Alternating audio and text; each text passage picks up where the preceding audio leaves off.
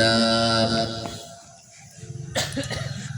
من يهده الله فلا مضل له ومن يضلله فلا هادي له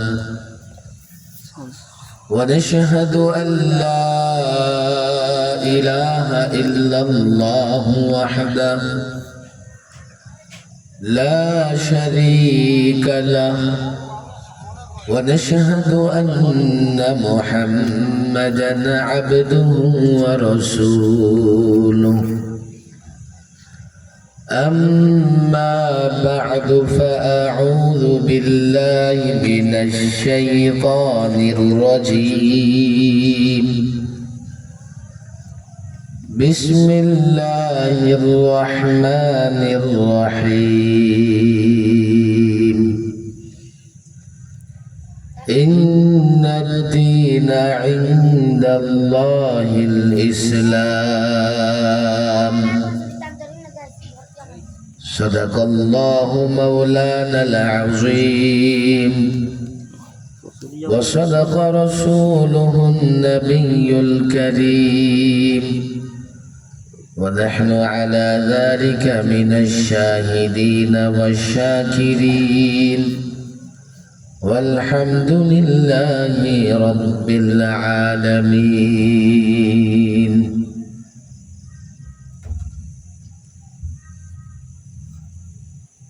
চৌঘরিয়া পশ্চিমপাড়া ইসলামী যুব সংগঠনের উদ্যোগে সকল মৃত ব্যক্তিদের রূহের মাগফিরাত কামনায় সপ্তম বার্ষিক ইসলামী মহাসম্মেলনের মহতরম সভাপতি জনাব মোহাম্মদ মিয়াজউদ্দিন প্রধান, সহ সভাপতি, প্রধান মেহমান, বিশেষ মেহমান, উদ্বোধক, পশ্চিমপাড়া ইসলামী যুব সংগঠন, এই সংগঠনের দায়িত্বশীল নেতৃবৃন্দ, আমন্ত্রিত ওলামায়ে কেরাম, আমন্ত্রিত অতিথিবৃন্দ, আল্লাহ তাবারক ওয়া তাআলার বড় দয়া, যিনি দীর্ঘ সময় ধরে কোরআন এবং সুন্নাহর আলোচনা শুনবার জন্য দ্বীনি মাহফিলে বসে থাকার তৌফিক দিয়েছেন, সেজন্য সকলেই অন্তর থেকে কালিমাতুশ শুকর উচ্চারণ করি, বলি আলহামদুলিল্লাহ। চৌঘরিয়া গ্রাম বড় না ছোট? কত লোকজন আছে গ্রামে? 10,000, 5,000। পশ্চিম পাড়া এটা, তাই না? পূর্ব পাড়া আছে নাকি? উত্তর পাড়া আছে, দক্ষিণ পাড়া আছে। এখানে পশ্চিম পাড়ার কারা কারা আছেন হাতটা? এই পাড়ার হাত নামান। পূর্ব পাড়ার কে কে আছেন? 1 জন, 2 জন, 3 জন, 4 জন, 5 জন, 6 জন। উত্তর পাড়ার কে কে আছেন? 2 জন, 3 জন, 4 জন, 5 জন। ওরা মিলমিশ করে আইছে। দক্ষিণ পাড়ার কারা আছেন? 1 জনও নাই। 1 জন হাত উঠান, দক্ষিণ পাড়া হাত উঠান। 2 জন, 3 জন, 4 জন, 5 জন। কি রে ভাই, নামো। প্রত্যেক পাড়া থেকে গুনে গুনে 5 জন আসছে। এই পাড়ার লোকজনের কানে কি মাইকের আওয়াজ পৌঁছাইতেছে? যুবক তোরা কই ধরে কই তোরা সংগঠনের যুবক আছে না নাই? সব অর্ডার মানতে হবে না, বসে থাকো। ধরতে যায় তো মারামারি। ওদিকে আবার কি শোনা যায়? এটা মাহফিল, ডোল ডোল শোনা যায় কে? বিয়া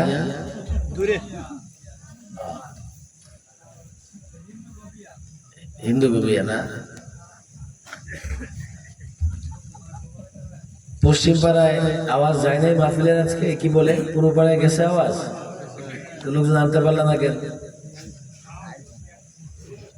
তোমরা যুবক হয়ে লাভ হয়েছে।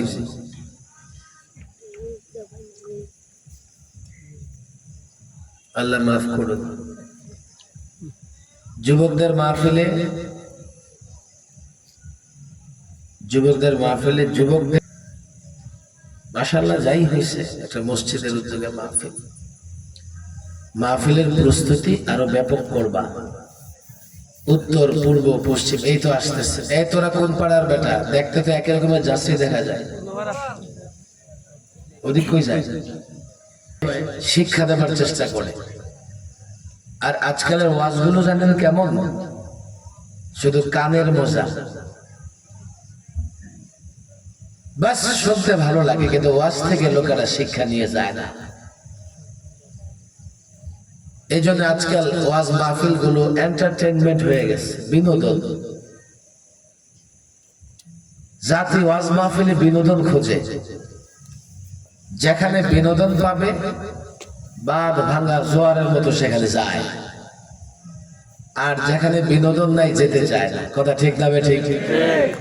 আপনি মনে করেন আজকে এখানে যদি পোস্টারিং করা হইতো, শিশু বক্তা, নারী থেকে পুরুষ, পূর্ব পশ্চিম আর উত্তর দক্ষিণ একাকার হয়ে যাইত, সিকিউরিটি গার্ড দিয়ে ঠেকানো যাইত না।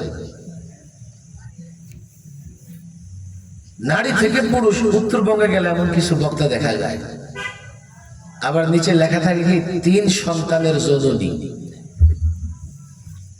যুবকরা কয় নারী থেকে পুরুষ হইছে, আবার 3 সন্তানের জননী, ওরা একবার দেখাই লাগে।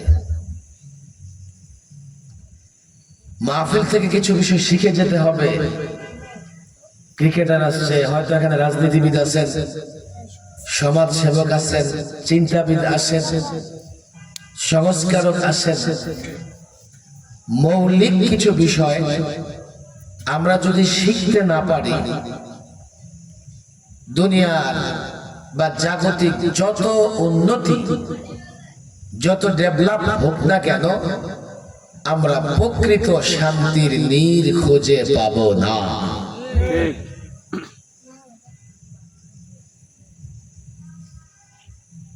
শান্তি মূলত ইসলামের নানা বিষয় আল্লাহ তাবারক ওয়া তাআলা যা আমাদের জন্য নির্ধারিত করেছেন, সেগুলোর মধ্যেই যদিও বাহ্যিকভাবে মনে হয় অর্থ করি, টাকা পয়সা, ক্ষমতা, পদ পদবী ইত্যাদিতে শান্তি,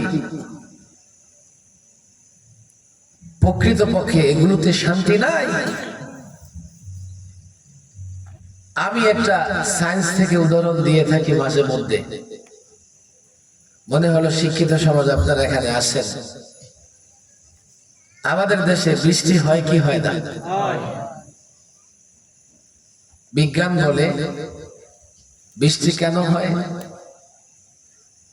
পানি তাপে জলীয় বাষ্প হয়ে গিয়ে কোথায় জমা হয়?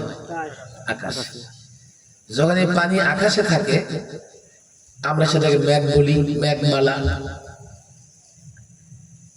সেটা বাতাসের সঙ্গে ঘর্ষণের ফলে বৃষ্টি হয়ে কোথায় পড়ে?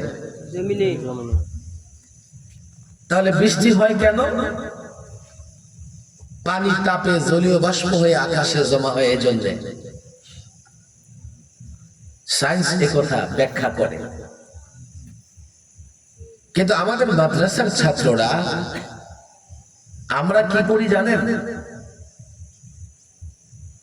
এই বৃষ্টির শৃঙ্খলায়, বৃষ্টি বন্টনে একজন ফেরেশতা আছেন, যার নেতৃত্বে এই কাজ পরিচালিত হয়। ফেরেশতার নাম কি? মিকাইল। বলেন কি নাম? মিকাইল। 4 ফেরেশতার অন্যতম ফেরেশতা হযরতে মিকাইল আলাইহিস সালাম বৃষ্টির ব্যবস্থাপনা দেখাশোনা করেন। আল্লাহর নির্দেশে উনি যেখানে বলেন বৃষ্টি হবে সেখানেই হয়। এটা ইসলাম বলে আমরা বলি, আর সায়েন্স বলে জলীয় বাষ্প হয়ে পানি আকাশে জমা হয়, সেখান থেকে বৃষ্টি হয়ে পড়ে। এখন আসলে কোনটা আসল, কোনটা সত্য?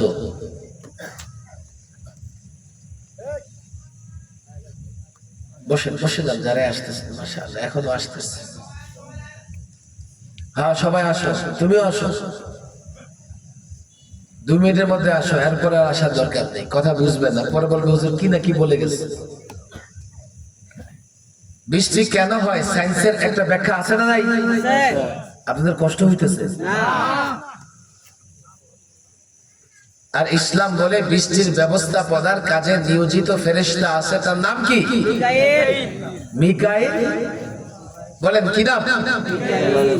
আমাদের দেশে কত মিকাইল ঘুরে বেড়ায়, আছে না নাই? জিব্রাইলও আছে, ইসরাফিলও আছে, আছে না নাই? নাই শুধু মালাকুল মউত আজরাইল। জিব্রাইল থাকলে, মিকাইল থাকলে, ইসরাফিল থাকলে 2-1টা আজরাইল হতে পারো না? আজরাইল নাম খুঁজে পাওয়া যায়, তবে মানুষ কয় ওরে দেখতে আজরাইলের মতো লাগে। আরে আছে না নাই? তবে নাম কেউ রাখে না। বৃষ্টি কেন হয়? দুটাকে সমন্বয় করেন। বৃষ্টির পেছনে উভয় কাজই আছে, খেয়াল করেন। জলীয় বাষ্প হয়ে আকাশে জমা হয়, আকাশে জমা হলেই সে বৃষ্টি হয় না।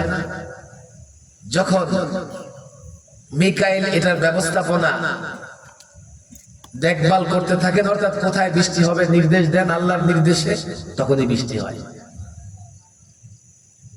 কিন্তু ব্যাপার হলো কি জানেন, এখানে সায়েন্স এবং ইসলামে কোনো সংঘর্ষ নাই।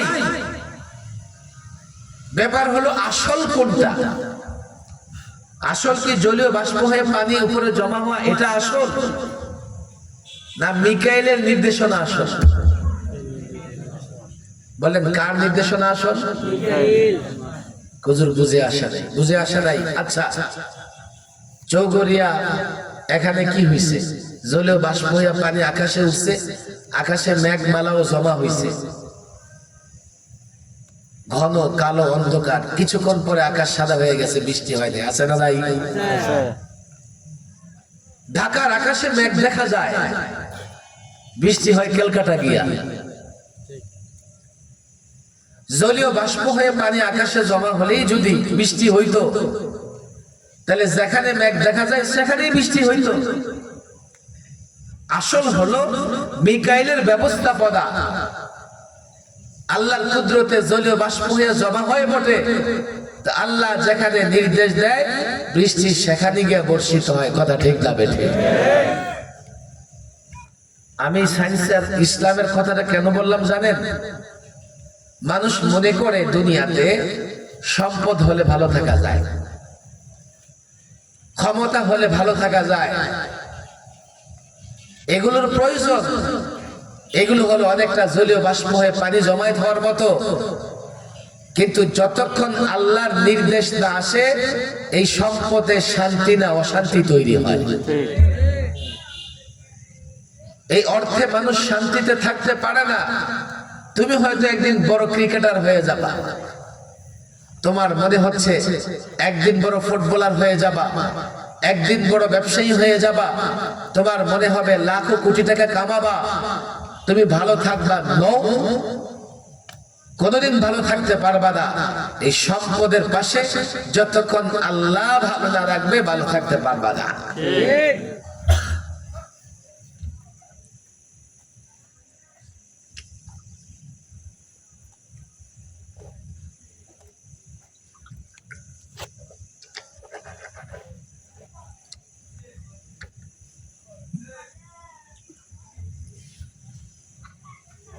একটা শিক্ষা নেওয়ার দরকার আছে না নাই? মুফতি আমিন রহিমাহুল্লাহ পোকামাকড় কি অবস্থা, যে মুখে দাঁতে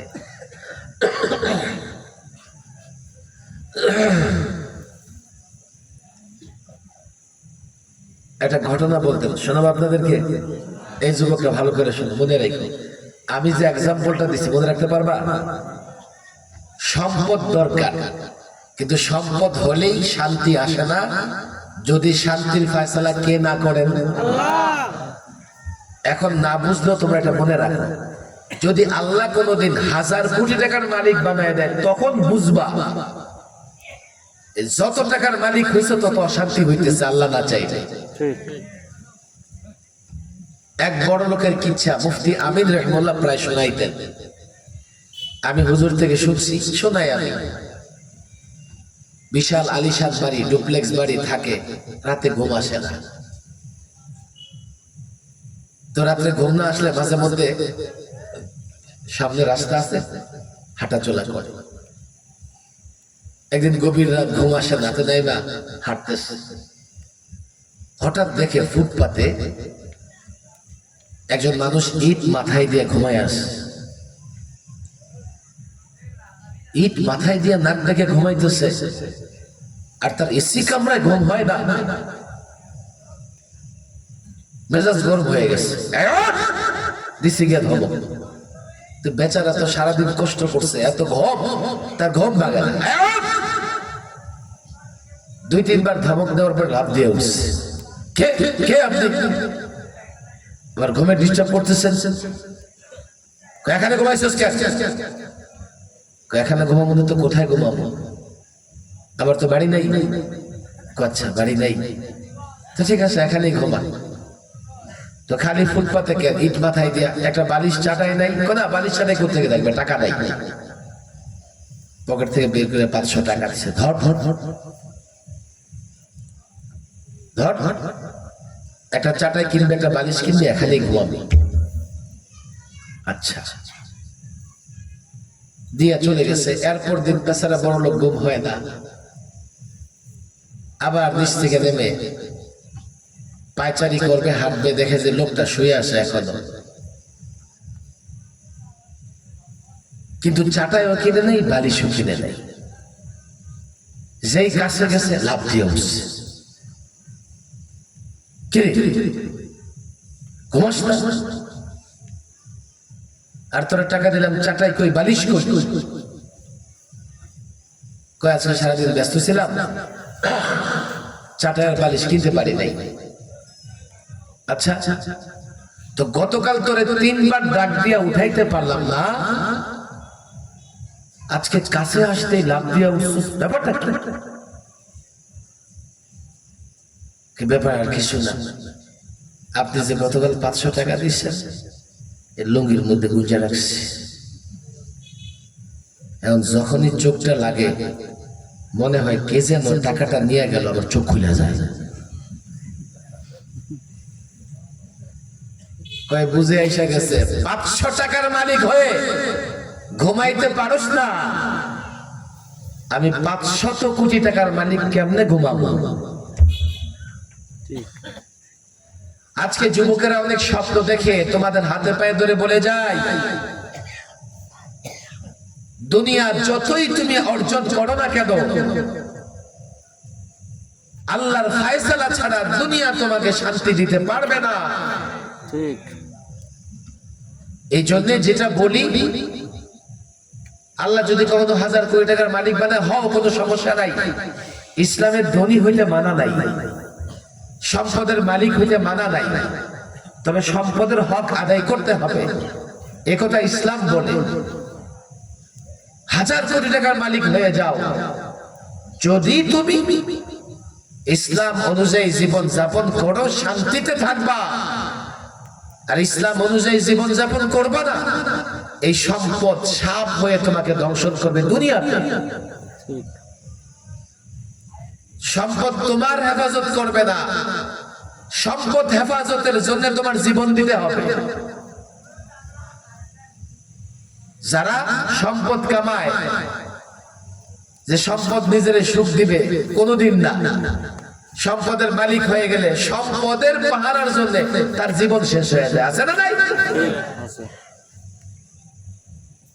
এগুলো ইসলামের শিক্ষা। এজন্য আমাদের জন্য আল্লাহ তাবারক ওয়া তাআলা ধর্ম হিসেবে পছন্দ করেছেন ইসলামকে। কথা ঠিক না বেঠিক? ইন্নাদ দীনা ইনদাল্লাহিল ইসলাম। এরপরে আরেক আয়াতে আসছে ওয়া মাইয়াবতাগি গায়রাল ইসলামি দীনা ফালাই ইউকবালা মিনহু।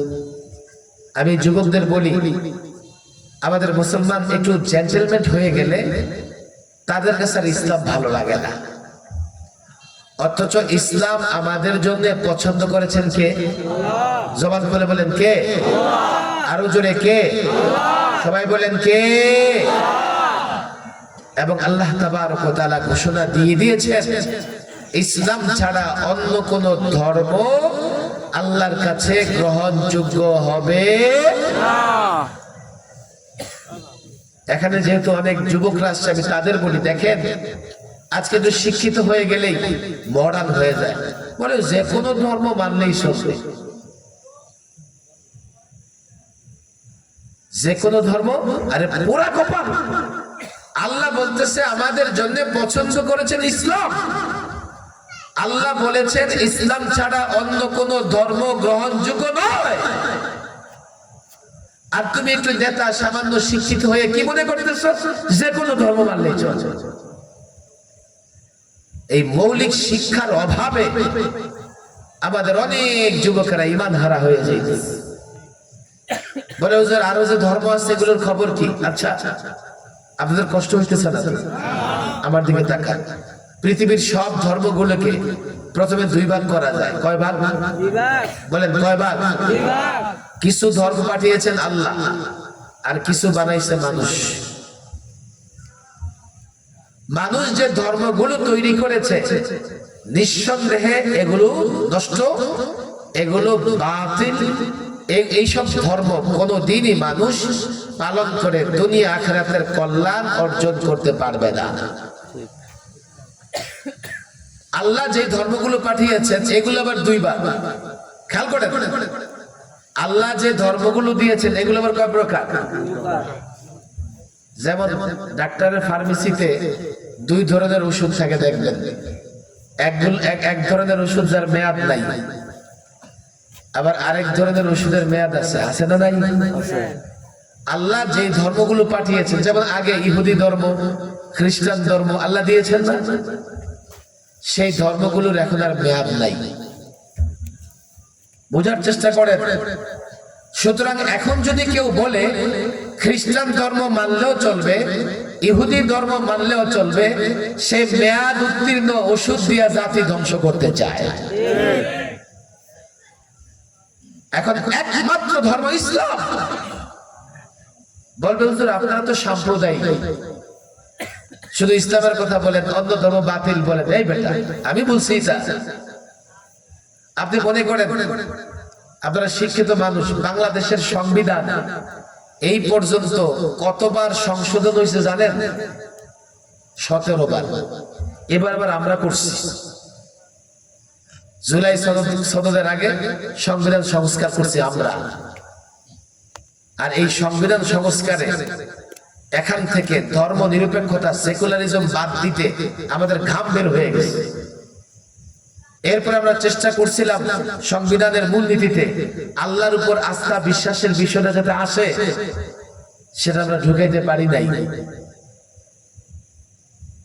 সংবিধান 17 বার 18 বার সংশোধন হওয়ার পরে কেউ যদি বলে আমি এটা মানি না, আগেরটা মানি, তার এই কথা গ্রহণ করা যাবে না। আরে বাস ভাড়া, এখান থেকে বাসে কোথায় যান আপনারা? ঢাকায় যান না? কোথেকে বাসে ওঠেন? 2500 থেকে। আচ্ছা, মুরব্বী এখানে আছে, 20 বছর আগে ভাড়ার তালিকা দেখায় যদি এখন কম, 20 বছর আগে ভাড়া ছিল এখন এমন বেশি নাও কেন? 20 বছর পিছিয়ে গেছে। পরিবর্তন হয়ে যাওয়ার পরে আগেরটার মূল্য থাকে না। তাওরাত, জাবুর, ইনজিল আল্লাহ পাঠিয়েছিলেন, সেগুলোর ভিতর পরিবর্তন হয়েছে, সেগুলোর মেয়াদ শেষ হয়ে গেছে। লেটেস্ট সর্বশেষ ধর্ম হচ্ছে ইসলাম। এই জন্যই আল্লাহ বলে দিয়েছেন ইসলাম ছাড়া অন্য কোন ধর্ম গ্রহণযোগ্য নয়, গ্রহণ করা হবে না। কথা ঠিক না ঠিক? আমি শিক্ষার কথা বলি কেন? কালকে তোমরা যত বড় হয়ে যাও না কেন, এই বিশ্বাস থেকে নড়তে পারবা না। তোমার যত সমস্যা আছে সব সমস্যার সমাধান আল্লাহ ইসলামে দিয়ে রেখেছেন। কথা ঠিক না ঠিক? হুজুর আপনি তো বলতেছেন যে ইসলামের এটা করতে ভালো লাগে না, এটা করতে ভালো লাগে না, আছে না নাই? আচ্ছা বলেন, মিষ্টি কি সবার মুখে মিষ্টি লাগে? অসুস্থ ব্যক্তির মুখে মিষ্টি লাগে না তিতা লাগে?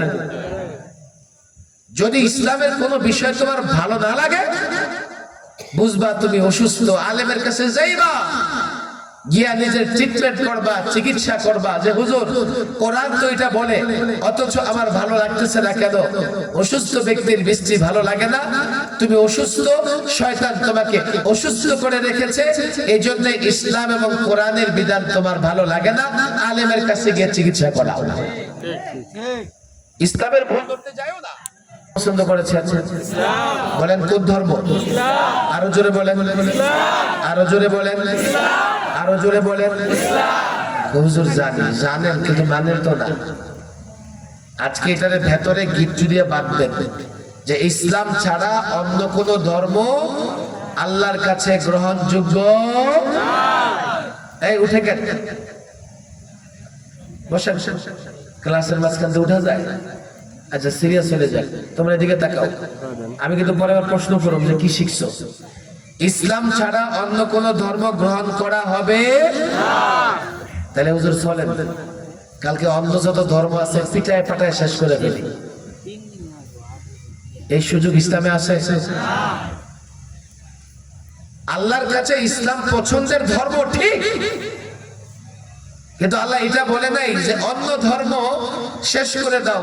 তাদেরও ধর্ম কর্ম পালনের সুযোগ আল্লাহ দিয়ে রাখছে। যেমন কাফের বেঈমান সব দুনিয়াতে খায়, ভক্ষণ করে, বাড়ি গাড়ি বানায়। কথা ঠিক না বেঠিক? তাদের ধর্ম পালনের স্বাধীনতা আছে, এটা একটা জিনিস। তুমি তোমারটা পালন করো, তারা তাদেরটা পালন করবে। যেমন দুনিয়াতে মন্দ কাজ করার সুযোগ আছে, কেউ খারাপ কাজ করলে আল্লাহ তার গলা টুটি চেপে ধরে না, অথচ চাইলে আল্লাহ ধরতে পারতেন। খেয়াল করে বোঝার চেষ্টা করো, সে তারটা পালন করতেছে, আমরা আমাদেরটা পালন করতেছি। কোরআন সুন্নাহয় বলে দেওয়া আছে এটা করলে জাহান্নামে যাবে, আর আমরা যেটা করতেছি এটা করলে কোথায় যাব? এটা হচ্ছে ইসলামের স্ট্যান্ড। ইসলাম উদার নীতি অবলম্বন করেছে, কিন্তু এর মানে এই না যে কারো মূর্তি পূজায় গিয়ে শুভেচ্ছা জানাই আসবা। আরে কথা ঠিক না ঠিক? এত উদার হওয়া যাবে না। আরে আমাদের গায়রত নাই, আত্মমর্যাদা নাই। তারা আবার জুমার নামাজে আসে না, তারা আবার ঈদগাহে আসে না, তারা আমার সঙ্গে রোজা রাখে না।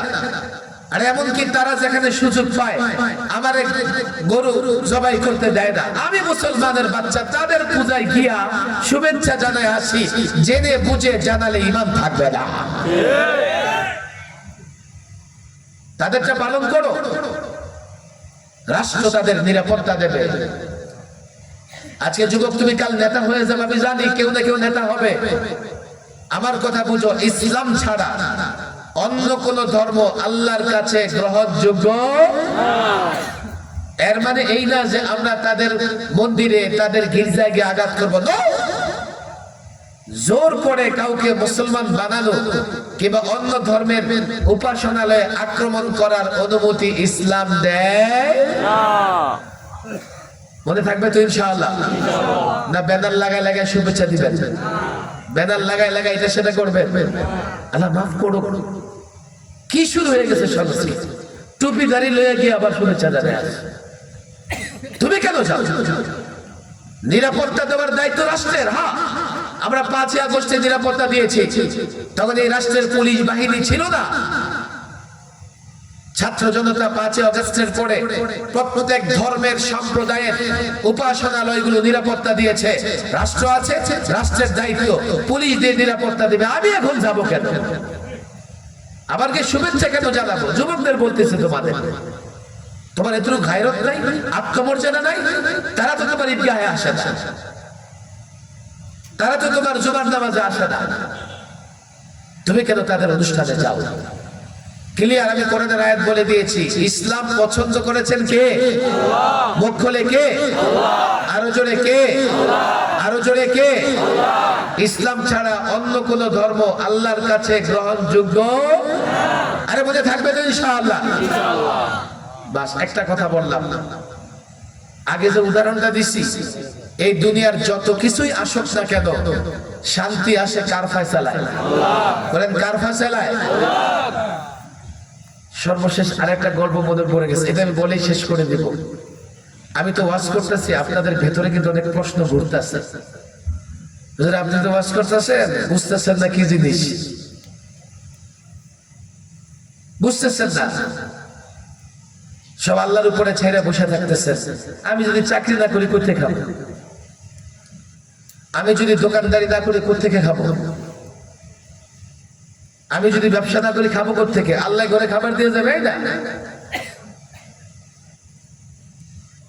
এই কথাটা বোঝার জন্য একটা গল্প মনে রাখবেন, রাখবেন তো ইনশাআল্লাহ। এক আর্টিস্ট আর্ট করে না, বিশাল কাগজে আর্ট করতেছে, কলম ঘুরলে আর্টিস্টের একদম সুন্দর সুন্দর ফল মূল এটা সেটা সিনারি নদী নালা খালবিল হয়ে যায়। কথা ঠিক না বে ঠিক? এই আর্টিস্টের কাগজ একটা পিঁপড়া ঢুকছে। এই গল্প মনে রাখতে হবে, বাসায় গিয়ে শোনাবেন, নিজের পরিবারকে শোনাবেন। একটা পিঁপড়া ঢুকছে এই কাগজটার ভিতরে, ঢুকে দেখে পিঁপড়ায় একটা কলম ঘুরতেছে, নড়াচড়া করতেছে, আর সুন্দর সুন্দর সিনারি হয়ে যাইতেছে। পিঁপড়াটা বড় আশ্চর্য হয়েছে, কলমের এত ক্ষমতা, এটা ঘুরতেছে আর নদী নালা খালবিল হয়ে যাইতেছে। একটু পরে আরেকটা পিঁপড়া ঢুকছে, ঢুকে আগের পিঁপড়ার কি বলে জানেন? তুই একটা বোকা। কেন? আরে বোকা, কলমের কোনো ক্ষমতা নাই, তুই দেখ কলমের গোড়া একটা হাত আছে, আছে না নাই? তুই বোকা। মূলত ক্ষমতা হাতে, হাত নড়ে, কলম নড়ে, এরপরে আর্ট হয়। কথা ঠিক না বে ঠিক? তাহলে বোঝা গেল দ্বিতীয় পিঁপড়াটা বুদ্ধিমান, তাই বোঝা গেল না? একটু পরে 3 নম্বর পিঁপড়া ঢুকছে, ঢুকে বলে তোরা দুইটাই বোকা। 3 নম্বর পিঁপড়া ঢুকে বলে, মাওলানা ইহতিশামুল হক থানভী উনি এই ঘটনা লিখেছেন গল্প আকারে, তোরা দুইটাই বোকা। কি হয়েছে? কারে বোকা, হাতের উপরে দেখ একটা মানুষ আছে, আছে না নাই? বোকা, হাতের কোনো ক্ষমতা নাই, সব ক্ষমতা মানুষের। মানুষ হাত নাড়ে, হাতে কলম নাড়ে, বা সুন্দর সুন্দর দৃশ্য হয়ে যায়। আগের দুইটা পিঁপড়া লজ্জিত হয়েছে, হায় হায় হায়, আমরা কি মনে করছিলাম আর কি হইল। এবার ঢুকছে 4 নাম্বার পিঁপড়া, ঢুকে বলে তোরা 3টাই নাম্বার ছাড়া বোকা। বোকা, আমরা 3 জন বোকা, মানে গবেষণা করে সব বের করে ফেললাম। আপনি বলেন বোকা, ঘটনা কি? ঘটনা হইল, তোরা যে মনে করছিস মানুষ হাত নাড়ে, হাতে কলম নাড়ে, সুন্দর সুন্দর দৃশ্য হয়, তাহলে তো বোঝা গেল সব মানুষই আর্ট করতে পারে। অথচ সব মানুষের হাতে কলম দিয়ে দিলে এই মানুষটা হাত নাড়লে, হাত দিয়ে কলম নাড়লে সুন্দর আর্ট করতে পারবে না? সন্দেহ আছে কোনো? আপনার এখানে 500-700 মানুষ আছেন, আমি সবার হাতে কলম দিয়ে দিলে সবাই কি আর্ট করতে পারবেন? এখন 3টা হাত দায়িত্ব পারবে না, তো তোরা বোকা। দেখবে তোরা কেমনে মনে করলি সব ক্ষমতা মানুষের? ভাই তাহলে আপনি বলেন সব ক্ষমতা আসলে কার? শোন, এই মানুষের মাথায় একটা মেমোরি আছে, আছে না নাই? আজকাল ছেলেরা ভালো বুঝে, জেনজি, কে কত বিশাল মেমোরি কার্ড লাগাইতে পারবে ওই টেনশনে থাকে। মানুষের মাথায় মেধা আছে, যার মেধায় বুদ্ধিতে আর্ট শেখা আছে, সে যদি হাত নাড়ে, হাতে কলম নাড়ে, সুন্দর সুন্দর দৃশ্য হবে। কথা ঠিক না বে ঠিক? আগের তিন পিঁপড়া কই মেধা কোন জায়গায়? কলম দেখছে, হাত দেখছে, মানুষও দেখছে, মেধা তো আর দেখে না। কোন জায়গায়? তুমি সেটা দেখবা না। এই মেধা যিনি দেন আল্লাহ তাবারক ওয়া তাআলা, চিন্তা করে দেখো আসলে মূলত এই সব কিছুর পেছনে আছেন কে? আল্লাহ যারে মেধা দিচ্ছে। কেন রে ভাই? দুইটা ছেলে স্কুলে যায়, একটা ক্লাস 2 পাস করে বের হয়ে আসে, আর একটা মাস্টার্স পাস করে সরকারি চাকরি করে, আছে না নাই?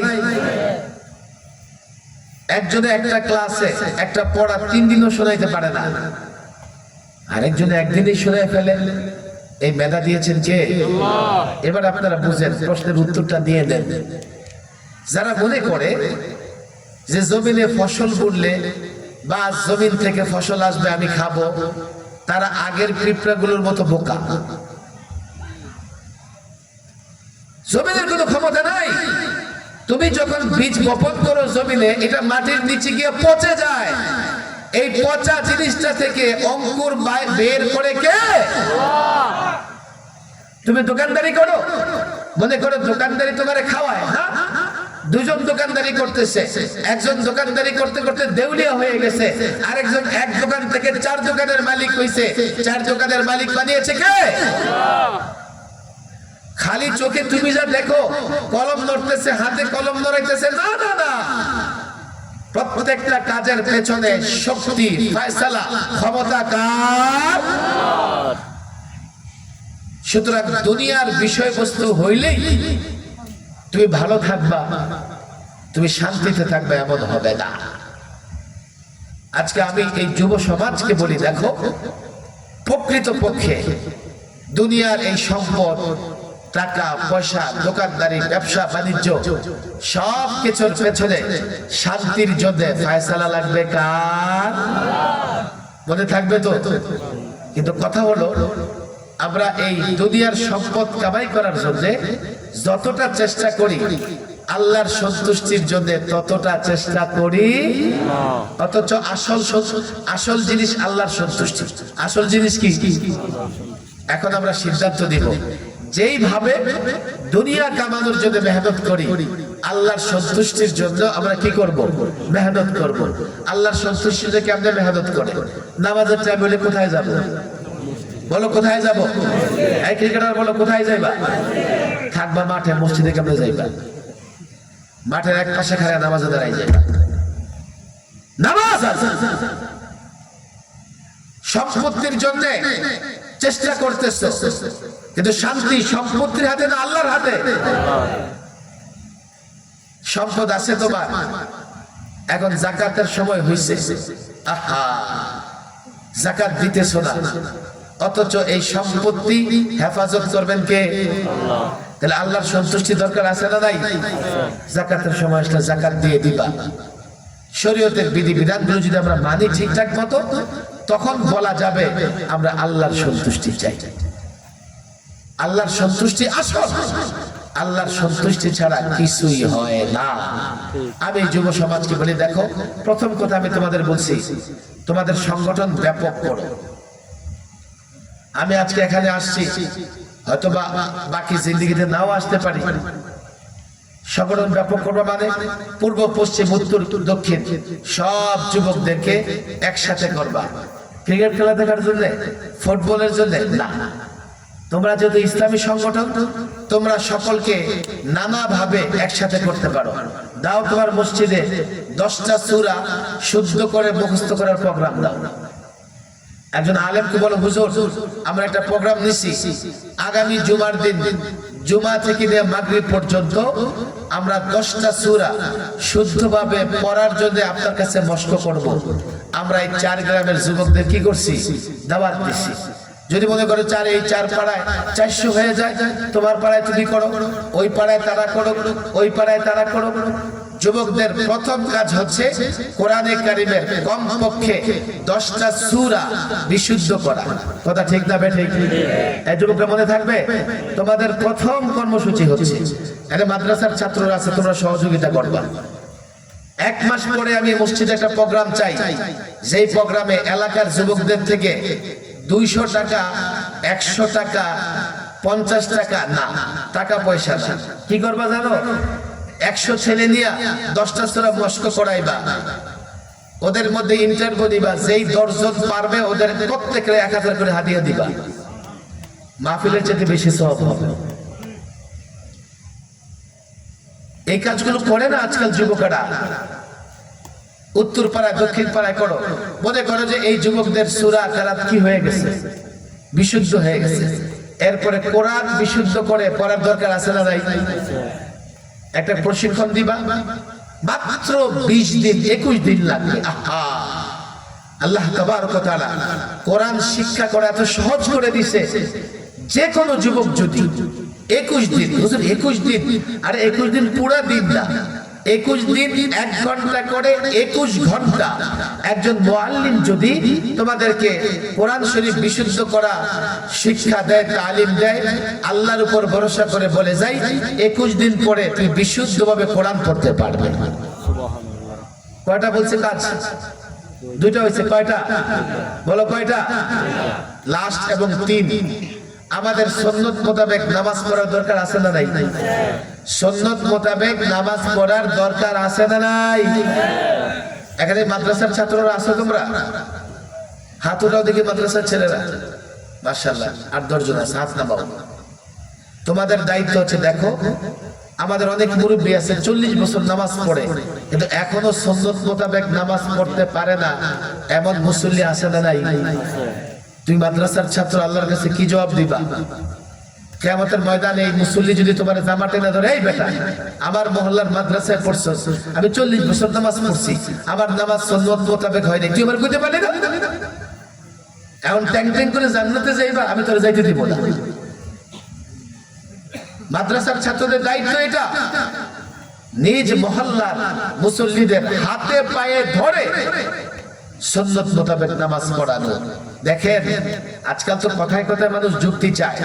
আমেরিকান ইউনিভার্সিটি থেকে, নানান ইউনিভার্সিটি গবেষণা হইতেছে, সুন্নাত মোতাবেক যে নামাজ পড়বে আল্লাহ তাকে মৃত্যু পর্যন্ত সুস্থ রাখবে। বলে যে এই কথা আমেরিকান বিজ্ঞানীরা কেমনে জানলো? একটা উদাহরণ দেব নাকি, না শেষ করে দেব? একটা উদাহরণ দেব।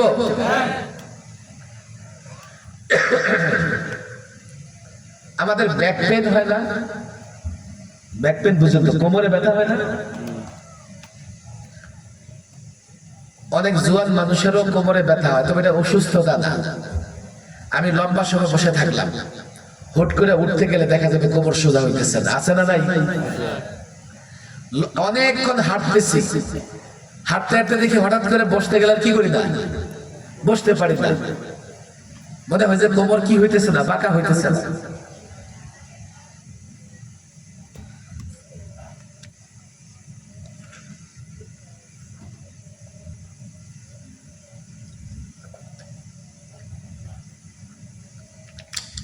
এটা কেন হয় জানেন?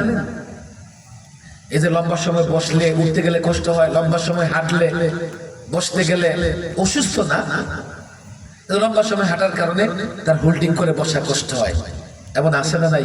আচ্ছা, কেন হয় জানেন?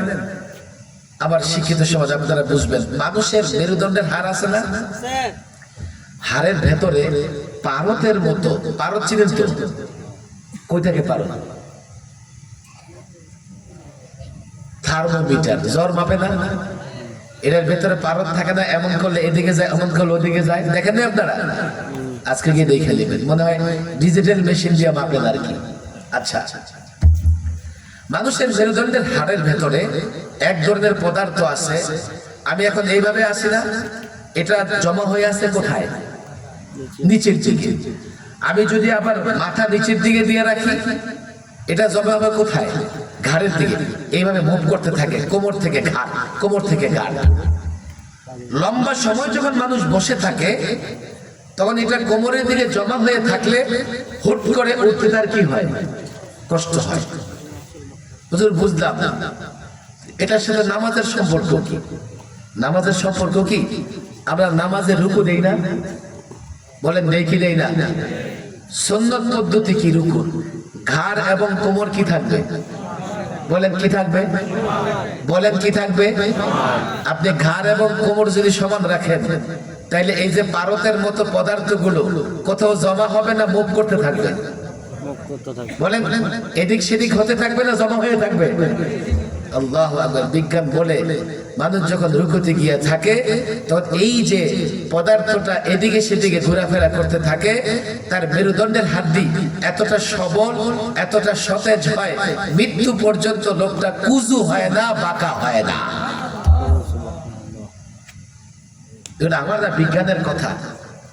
আমার দেশে এক ধরনের যুবক আছে, শুধু ফ্যান ডাবলি মাখে, আছে না নাই? ফেসবুক টিসবুক দিয়ে পুরা সুন্দর হওয়ার চেষ্টা করে।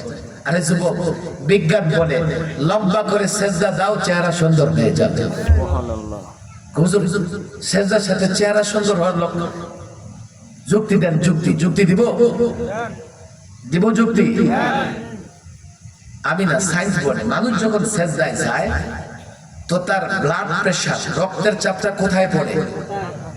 মাথায়, চেহারায় পড়ে। কোথায় পড়ে? আল্লাহু আকবার। যখন ব্লাডের সার্কুলেশনটা চেহারায় পড়ে তখন চেহারার উজ্জ্বলতা বাড়ে, সৌন্দর্য বাড়ে। যে 24 ঘন্টা একবারও সেজদা করে না, তার ব্লাড সার্কুলেশন চেহারায়, মস্তিষ্কে হয় না, এমনি চেহারা কালো হয়ে যায়। সায়েন্স বলে যে যত বেশি সিজদা করবে ততই তার চেহারার উজ্জ্বলতা বাড়বে, সৌন্দর্য বাড়বে। এগুলো তো আমাদের বুঝে আসে না। মানে বিজ্ঞান ডাক্তাররা কিছু কইছে, আরে 1500 বছর আগে ইসলাম যা বলে গেছে, 1500 বছর হয়ে গেছে, এখনো ডাক্তার, ইঞ্জিনিয়ার, চিকিৎসা বিজ্ঞান আবিষ্কার করতে পারে নাই। আমি তো বলি কিয়ামত পর্যন্ত এই চিকিৎসা বিজ্ঞানীরা, এই ইঞ্জিনিয়াররা, এই বিজ্ঞানীরা যতই গবেষণা করবে, তারা গবেষণা করতে করতে সঠিক জায়গায় পৌঁছতে পারলে তারা দেখবে 1500 বছর আগে ইসলামটা বলে গেছে। এটা তো আমাদের ইসলাম। আমরা মুসলমানেরা বিজ্ঞান জানি না, কিন্তু ইসলামের উপরে আমল করলে বিজ্ঞানের উপকারিতা আমরা পেয়ে যাব। আর বিজ্ঞান গবেষণা করতে করতে শেষ জায়গায় পৌঁছতে গিয়ে দেখবে 1500 বছর আগে ইসলাম একই কথা বলে গেছে। আলহামদুলিল্লাহ, এটা আমাদের ইসলাম। আমরা ইসলাম নিয়ে ফখর করি, আমরা ইসলাম নিয়ে গর্ব করি।